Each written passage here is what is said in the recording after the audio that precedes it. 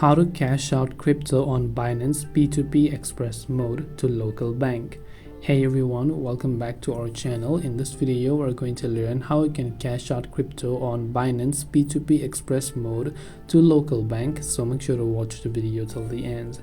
If you want to cash out crypto on Binance P2P Express mode, open up the Binance app, and usually this is the interface you will see, but just make sure that you're on the Pro version and not the Lite version. So from the very top of the search bar, you want to simply type in P2P and you can see P2P functions, so make sure to tap on it.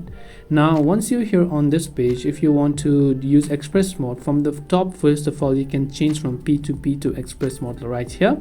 Then second, you can change the currency depending upon which fiat currency that you want to over here.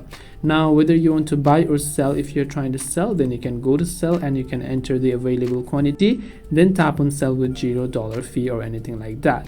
And this is how you can cash out crypto on Binance P2P Express mode to local bank. Hope this video is very helpful. If you have got any more questions, feel free to leave them down. Thank you for watching till the very end and see you soon in the next video.